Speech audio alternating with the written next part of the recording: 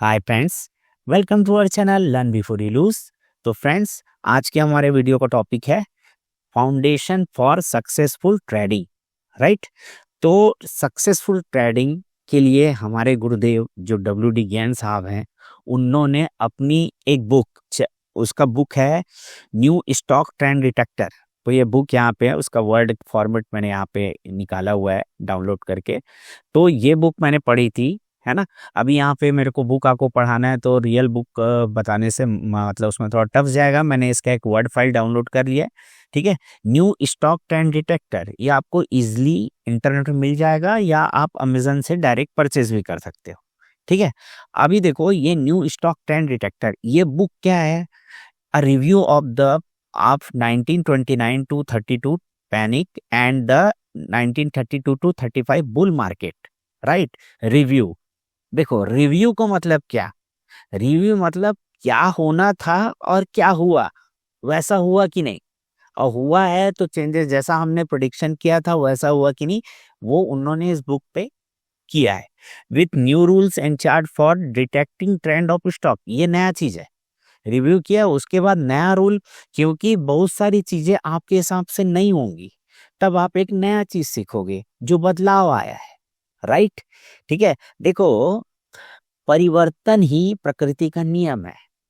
अब आप सोचोगे कोई एक सिंगल मेथड होगा, उसके बाद क्या बोलते हैं परिवर्तन करना है उसके हिसाब से, तो आप गड़बड़ हो जाओगे। स्टॉक मार्केट में अपने आप को अपडेट करना पड़ेगा।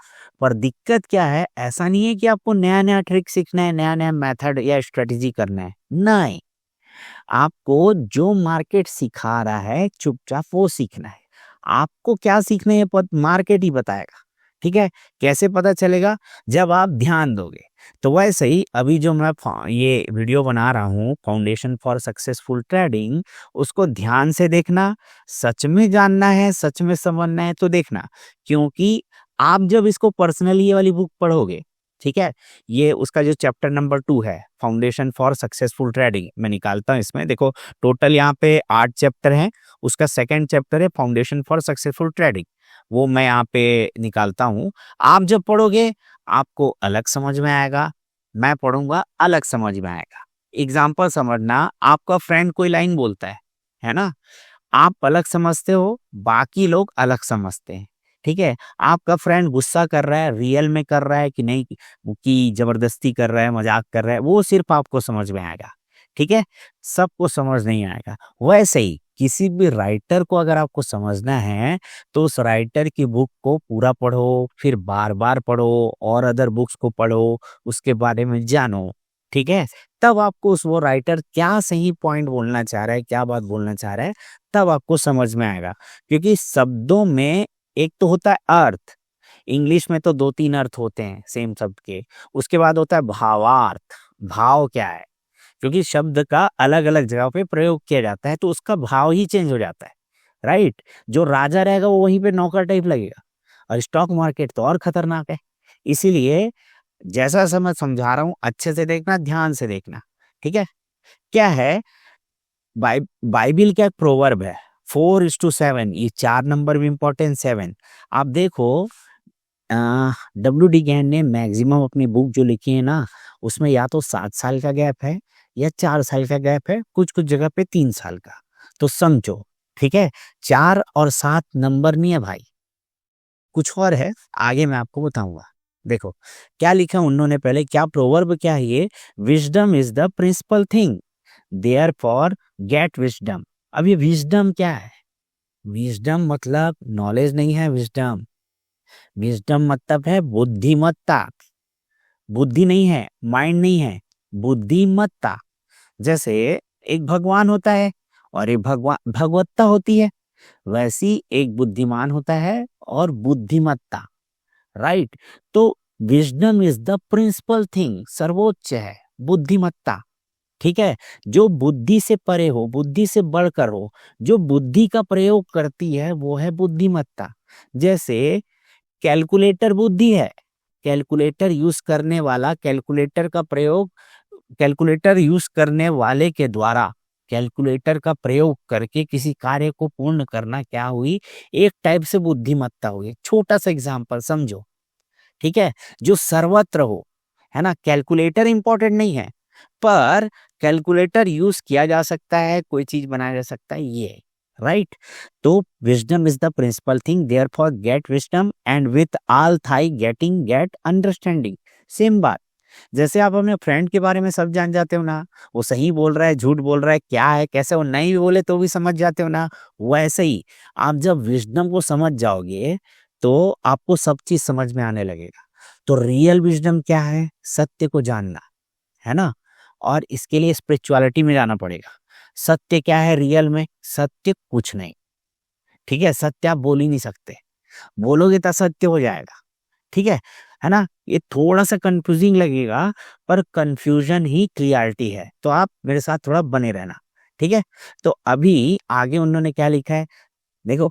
Have you ever stopped to think and make a careful analysis why you have lost money in stocks और why you have been wrong when made a trade.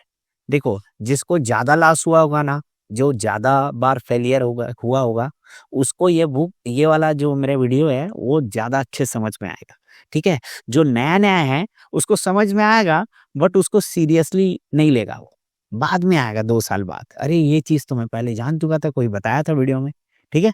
पर कोई नहीं, जितना भी हो जाए, एक को भी समझ में आ जाए, मजा आ जाएगा। देखो क्या है, क्या बोल रहा है, आप कभी रुक के सोचे हो क्या कि आपको लॉस क्यों हुआ? If you have probably found that you traded on hope, मतलब कोई ना कोई होप, मतलब होप का मतलब मेरे को लगा या मैं सोचा, ये दोनों जब भी आए तो ट्रेडिंग आप लॉस किए होगे ना, उसके पीछे अरे यार मेरे को ये करना था पर ये कर दिया, या ये हो गया, या मेरे को लगा, ये होप होगा। या फिर दूसरा, बैंकर्स ओपिनियन, न्यूज देख के, किसी का और देख के, ब्रोकर ओपिनियन, फ्रेंड का, और रिलाइड ऑन टिप्स, टिप्स लेके, और you guessed yourself, just तुक्का मारा कि यार यार अभी यहाँ ये हुआ है, इधर लड़ाई हुआ है तो डाउन जाएगा, लड़ाई खत्म हुआ है तो ये आएगा, ये इलेक्शन चल रहा है तो ये आएगा, तो कोई ना कोई रीजन होगा, इसी में से होगा, ठीक है।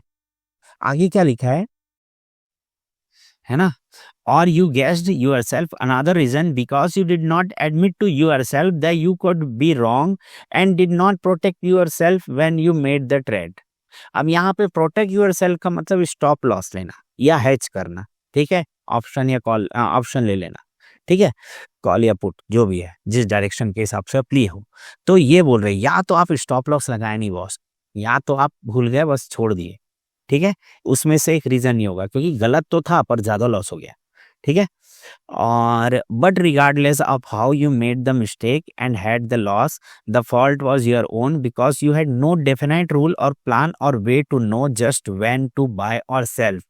ये यहाँ पे मिला अपने को की लाइन, एकदम गोल्डन लाइन, समझना।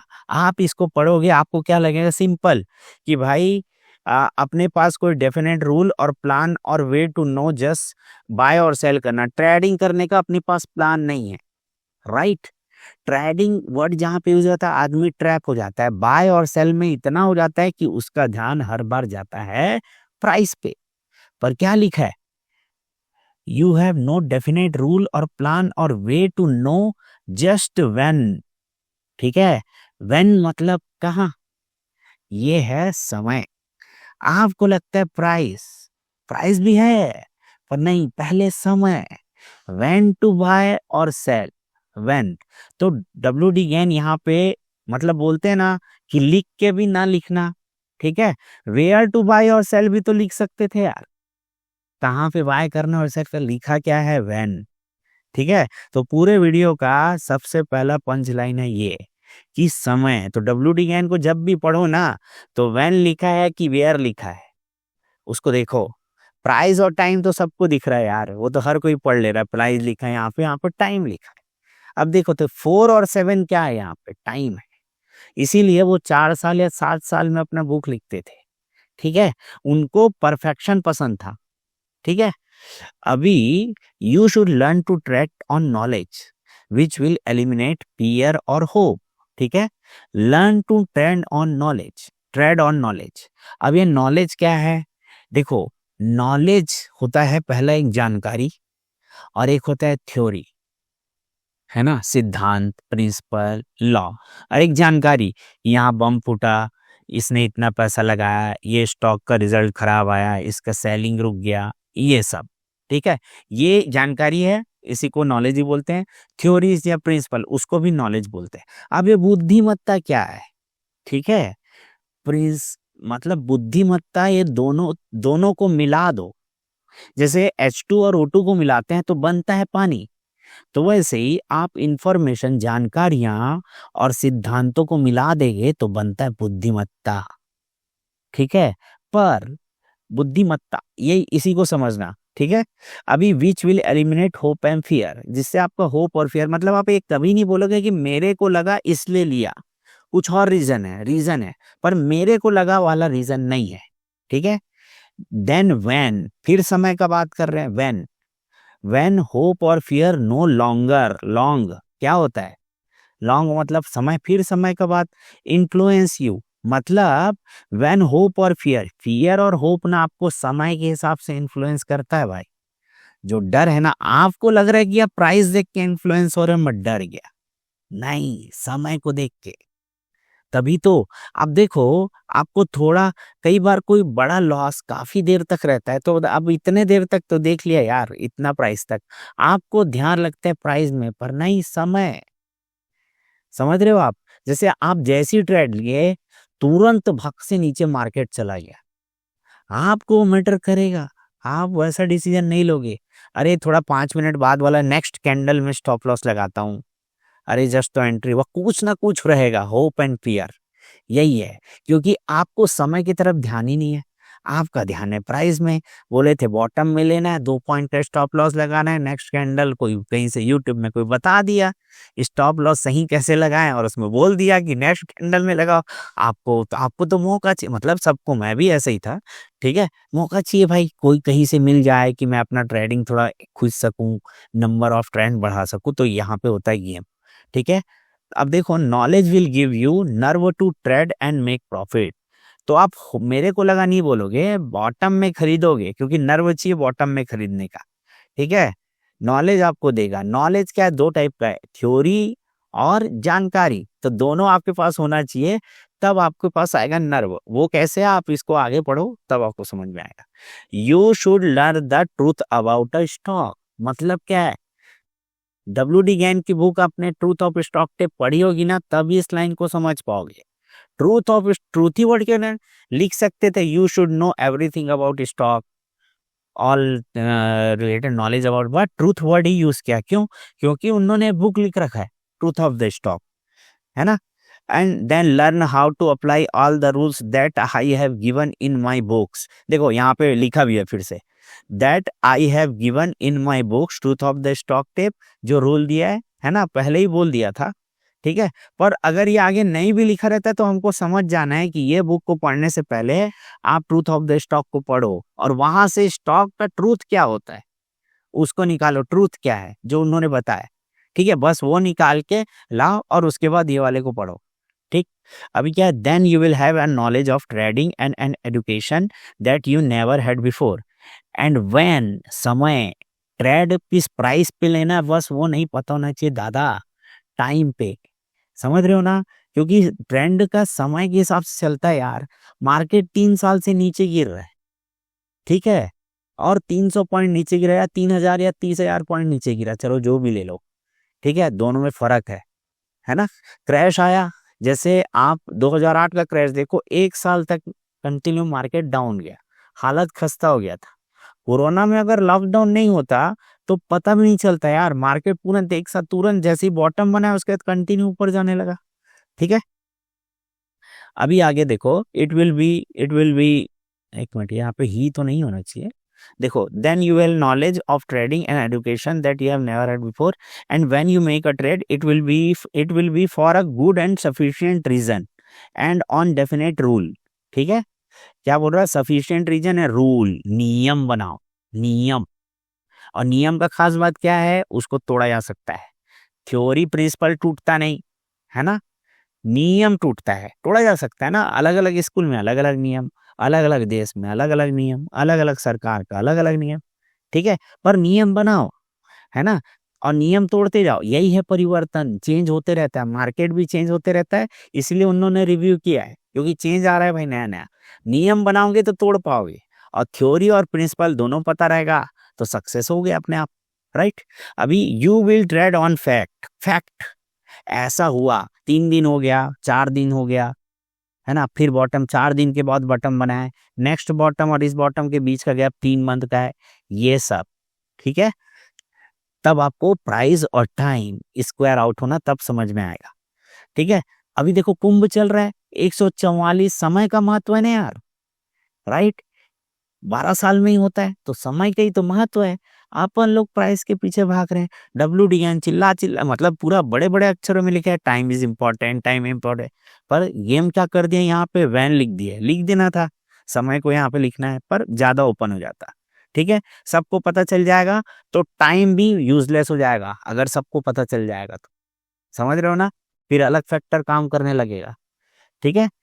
There is a one way to always correct a mistake if you buy sell stock against trend. अब उसके बाद इन्होंने आगे मेथड वेथड और ये सब रूल वूल आगे सब चीज बताना चालू किया है। अब यहाँ पे सीधा प्राइस में ले आया है, there is a one to correct always if you buy sell stock a stop loss order, क्योंकि उस समय 100 साल पुरानी बुक है, उस समय लोग स्टॉप लॉस नहीं लगाते थे, तो उनको अवेयर कराना पड़ता था कि स्टॉप लॉस लगाओ।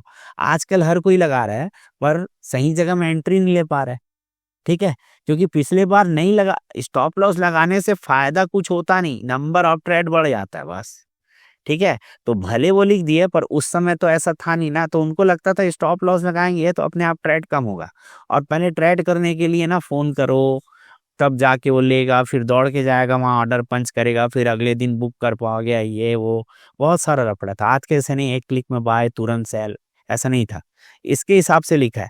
बट जो आगे रूल लिखा है प्राइस के हिसाब से और टाइम के हिसाब से, वो आज का सेम टू सेम है, समझना। क्योंकि 100 रुपए में 1 रुपए जोड़ोगे तभी 101 रुपया होता है भाई, 2 रुपए जोड़ने पे 101 नहीं हो गया, पहले भी ऐसे ही होता था, अभी भी यही सर। तो नंबर इज नंबर, राइट। तो नंबर वही है, ये बात अलग है कि प्राइस का वैल्यू चेंज हो गया या मनी का वैल्यू चेंज हो गया, पहले का 1 रुपया और अभी के 1 रुपये में फर्क है, ठीक है। अब देखो, अब टाइम, टाइम ऐसा चीज है ना जो चेंज ही नहीं हो रहा है ना, चेंज नहीं हो रहा है, और रिलेटिवली तो पक्का नहीं हो रहा है, और टाइम का स्टडी हम लोग रिलेटिवली कर रहे हैं। अब ब्लैक होल में जाके देखोगे तो बात अलग है, वो रिलेटिव नहीं है, पर अगर हम लोग अर्थ के अंदर है तो यहाँ रिलेटिवली चेंज नहीं हो रहा है। तो पहले 100 साल पहले जितना 1 सेकेंड था, उतना आज भी हम लोग 1 सेकेंड उतने को ही लेते हैं, है ना। 100 साल में पहले जितना वो होता था, पलक झपकने में जितना टाइम लगता था, आज भी उतना ही लग रहा है, ठीक है। तो समय तो चेंज ही नहीं हो रहा है, इसलिए समय पे ध्यान दो, क्योंकि बाकी सब चेंज हो रहा है, तभी तो समय चेंज नहीं हो रहा है। समय पे ध्यान रहेगा तो बाकी चेंज को चेंज करने में दिक्कत नहीं आएगा। यही है बुद्धिमत्ता, कि इंफॉर्मेशन और नॉलेज। इंफॉर्मेशन क्या, थ्योरी क्या है, समय है थ्योरी, इंफॉर्मेशन क्या, कब और प्राइस, ये सब इंफॉर्मेशन है। तो ये दोनों को मिलाओगे तो आपकी बुद्धिमत्ता बढ़ेगी, और अपने आप आपको सक्सेसफुल और ट्रेडिंग में आराम से होने लगे। ट्रेडिंग में देखो, देखो दूसरे का पैसा आपके पास आता है यार, तो आपके ज्यादा जानने से कुछ नहीं होगा, अगले का गलती करने का जरूरत है, वो गलती कर देगा, उसके बाद आप उसकी गलती का फायदा उठा पाओगे। जब तक वो गलती नहीं किया है तब तक कोई गारंटी नहीं है।